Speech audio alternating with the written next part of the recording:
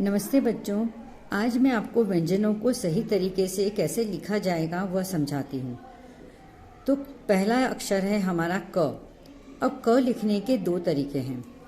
देखिए, पहला तरीका है जो बिगिनर जो हैं वो शुरू कर सकते हैं उस तरह से कि पहले आपको एक रेखा खींचनी है।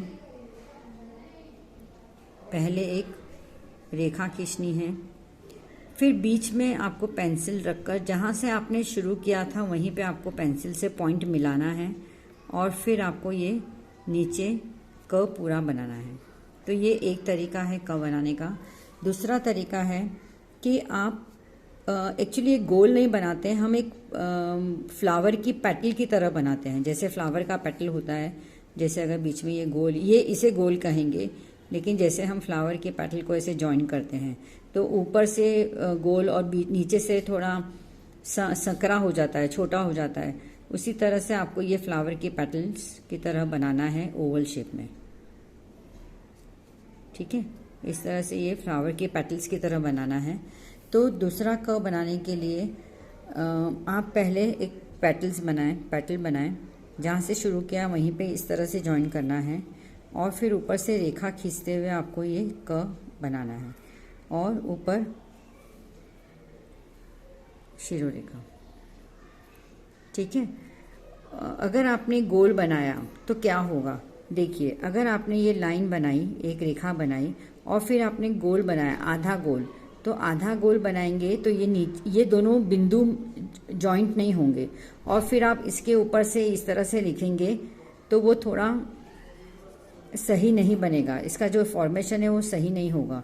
इसीलिए ये जब हम लिखते हैं तो ये दोनों बिंदु आपस में जुड़ने चाहिए। ठीक है, फिर आपको रेखा खींचनी है और फिर ये क इस तरह से शिरोरेखा बनाएं। शिरोरेखा बनाते समय ध्यान रखें कि पूरा लेटर ढका हुआ हो। आपको ऐसे नहीं लिखना है कि समझो जैसे आपने ये क लिखा और फिर आपने ये जस्ट बीच में रेखा खींच दी। इस तरह से बिल्कुल ना करें, इस तरह से शिरोरेखा बिल्कुल ना बनाएं। आपको शिरोरेखा बनाते समय पूरे अक्षर को अच्छी तरह से ढकना है। ठीक है, तो ये हुआ हमारा क। अब मैं आपको ख सिखाती हूँ। ख लिखते समय आप क्या करेंगे कि ख लिखते समय बहुत ही ज़रूरी है कि पहले आप जे बनाएंगे। जैसे इंग्लिश का लेटर है जे फॉर जग, तो आप एक छोटा सा जे बनाएंगे। ठीक है, फिर आप एक स्लांटिंग रेखा खींचेंगे। तो मैं आपको अलग अलग पार्ट में सिखाती हूँ कि जे बनाने के बाद आपको ये स्लांटिंग रेखा बनानी है।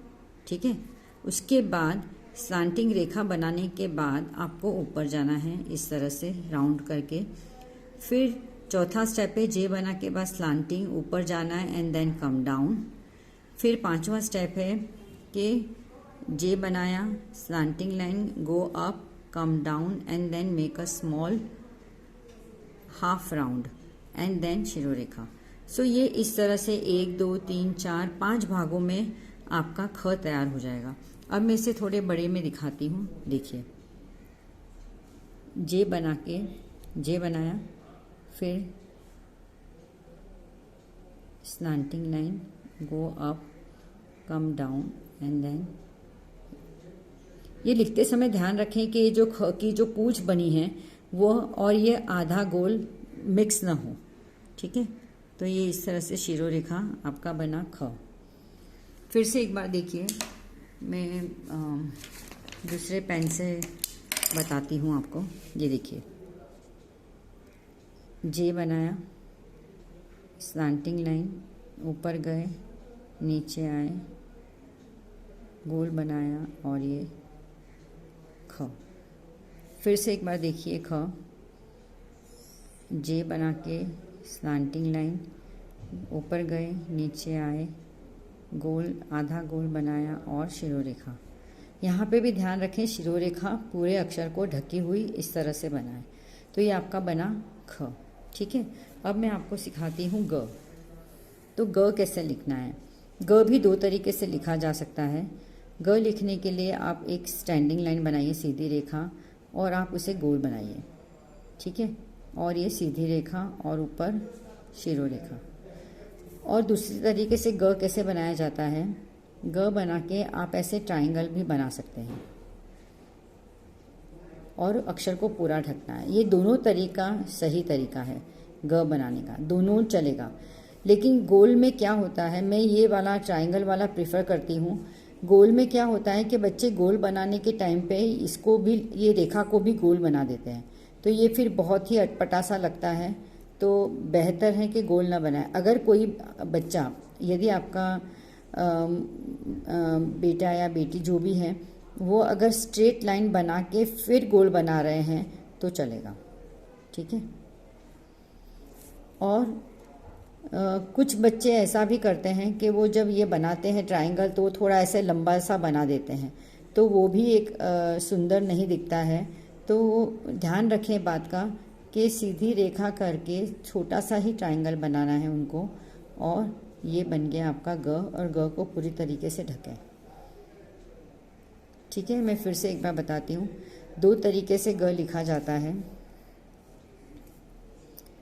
एक है सीधी रेखा और गोल करें और सीधी रेखा बनाएं, ये है एक ग। दूसरा ग है सीधी रेखा ट्रायंगल शेप में और ग, ठीक है। और बच्चों आप ध्यान रखिए, या माता पिता जो भी ये वीडियो को देख रहे हैं उसे ध्यान से देखिए कि ग लिखाते समय उसके बगल में GA ज़रूर लिखाएं, या इसके ग के नीचे भी आप GA लिखा सकते हैं, यहाँ पे भी आप GA लिखा सकते हैं। लेकिन ध्यान रखें कि ऊपर का और नीचे के लेटर आपस में उनका मिश्रण ना हो, मिक्स ना हो, ठीक है। उसी तरह ख लिखाते समय भी आप KHA ख लिखाएं, या आप नीचे भी लिखा सकते हैं। उसी तरह जो मैंने आपको अभी क सिखाया था, तो क लिखते समय भी आप उसके बगल में KA क लिख सकते हैं, ठीक है। तो इस तरह से ये हुआ क, ये हुआ आपका ख और ये ग। अब बारी आती है घ की, तो घ कैसे लिखा जाए। घ लिखने के लिए आप रेखा को छूकर एक छोटा सा सर्कल जैसा बनाइए। दूसरा सर्कल बनाते हुए C बनाते हुए आप ऊपर जाएं और नीचे आएं, और ऊपर शिरोरेखा। ये हुआ आपका घ, GHA घ, ठीक है। फिर से देखिए, छोटा सा उल्टा C बनाते हुए दूसरा C बनाएं और ऊपर जाएं, ऊपर जाके टच करके नीचे आएं और शिरोरेखा, और लिखें GHA घ, ठीक है। तो इस तरह से घ लिखें। और घ के बाद आता है अंग। अंग का प्रयोग हम नहीं करते हैं, लेकिन फिर भी मैं लिखना सिखाती हूँ, क्योंकि ये लेटर हमें और भी जगह पे काम आ सकते हैं, जैसे ड बनाने में, ई बनाने में, झ बनाने में, इसी अक्षर की बनावट का प्रयोग करते हैं। और ये है अंग, यहाँ पे बिंदी आएगी और ऊपर शिरोरेखा अक्षर को पूरा ढकते हुए अंग। इसकी स्पेलिंग है ANGA, अंग। इसका साउंड है अंग, ठीक है। अब ये जो पंचम लेटर है, ये पहले वर्ग का पंचम वर्ण है, जैसे क, ख, ग, घ और अंग। इसका प्रयोग अब हम बिंदी के रूप में करते हैं। जैसे अगर मैंने लिखा रंग, सो भी र कैसे लिखना है, जे बना के स्लांटिंग लाइन, बिंदी और ग, तो ये हुआ रंग, ठीक है। तो अब इस पांचवें वर्ण का, पंचम वर्ण का उपयोग हम बिंदी के रूप में करते हैं। तो ये आज मेरा पहला